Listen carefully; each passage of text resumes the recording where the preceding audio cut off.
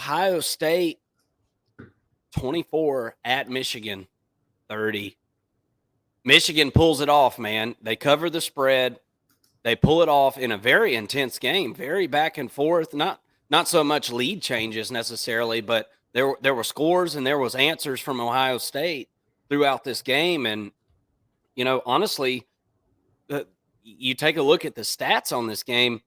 Ohio State statistically played really well, but then all of a sudden you look at the very bottom of those charts that you'll look up on the internet pretty much anywhere, and there's turnovers, man, and they were costly. Michigan had the more experienced team in this situation as far as I think at quarterback, and J.J. McCarthy, I think, was a big part of the difference in this game other than the defense getting turnovers, obviously. Michigan played an extremely efficient game. Less yards, time of possession was pretty much even. I mean, you would have thought if you would have looked at those stats, if somebody covered up the turnovers part, you'd have thought Ohio State won this game, right? What did you think about the game? Yeah, I think you're right on it. I told you in the preview last week that JJ McCarthy or the quarterback to get to 200 yards passing would win the game, and that didn't turn out to be the case, right? Because of those interceptions that you mentioned. Kyle McCord finishes 18 of 30, 271 yards, 2 touchdowns, but does have the 2 interceptions. So I'll take McCarthy's stats over that, who was 16 of 20, 148 yards and a touchdown, no interceptions. Much more efficient, when he was asked to pass the ball. Michigan did run the ball pretty well. They had 156 yards on the ground. But ultimately, I thought that, Ohio State really did enough to stop the rushing attack. It didn't overwhelm them. They were kind of there for the challenge. We mentioned Marvin Harrison being a keystone player in this game. He ended up with 118 yards and a touchdown. Great game, for him, and it just didn't seem to be a factor. I also, want to highlight the special teams. We watched a little bit of this game together, and we talked about it early on in that first quarter. The punting was an issue for Ohio State, and Michigan was able to get good field position, which eventually led to a touchdown. And I felt like Ohio State did not play their best ball, and Michigan pretty much did. I mean, I can't really think of anything that really didn't go Michigan's way. Well, and the stats, like we just talked about, the stats for Ohio State, they were inflated on Ohio State's side because of what you just said, and it kind of just dawned on me, Michigan did what they had to do, but they were given short fields to do so. Had they needed to go longer drives, I think they would have done it in this game. Michigan seemed like the team on a mission here, and they seem like the team that played less nervous, don't you think? Yeah, I completely agree, and maybe being in their home stadium had a lot to do with that. I think that the home field advantage was certainly pronounced in this game, and you could tell a difference to me at least. But credit Michigan. I thought that they played a great game. It was a pretty clean game from them. I come away from the game not feeling much different than I did going into the game about Michigan. I feel like they have a great rushing attack. They have a great defense. But I'm still, even though McCarthy was 16 of 20, the 148 yards, I don't see anybody, on the end for them. I don't see any wide receivers, I guess, that scare me, and McCarthy's not a, real threat to run too much. He does, get away every now and then, but I don't see moving forward now. They're going to win the Big Ten. They're going to the playoffs. We can pretty much write them in at least number 2. Yeah, they should win, if not by number 1. 14 points next week, right? 14 at least, probably. At least, yeah. yeah. It'll be like 16-2. It'll be the final score, something like that.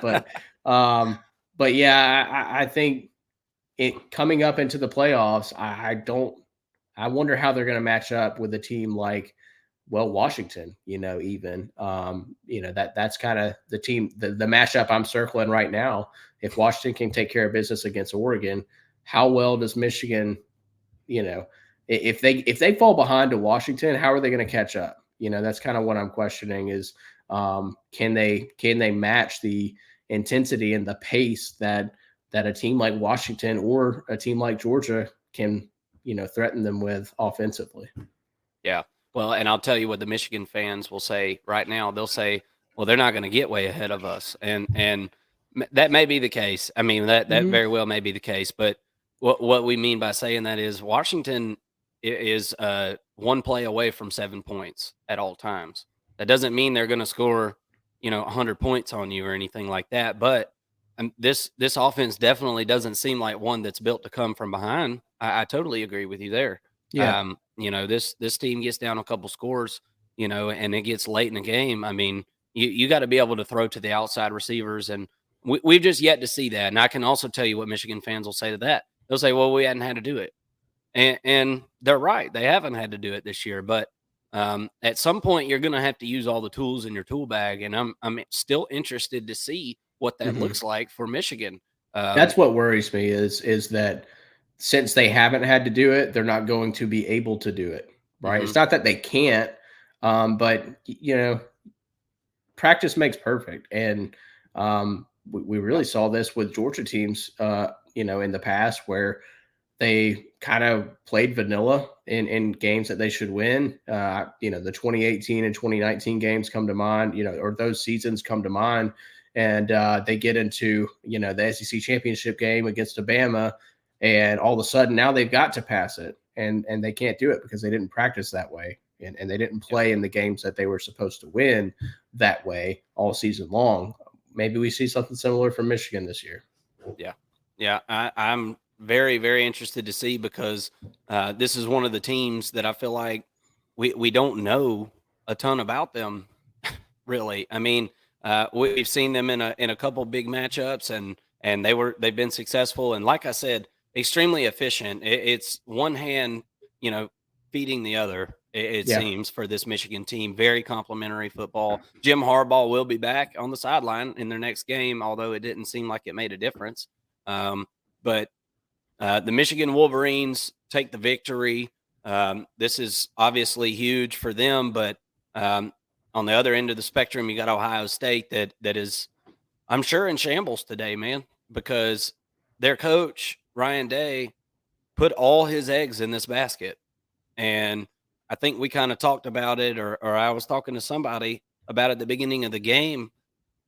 It seemed like he put all the pressure on his own team, and I think it Yeah. was kind of unnecessary pressure Yeah. because I feel like, I mean, they have at every practice they have a clock that has a countdown to the game, and the added pressure wasn't needed, and I feel like these coaches, their attitude and their mentality seeps into the team, and I think the team played just as nervous as Ryan Day really was.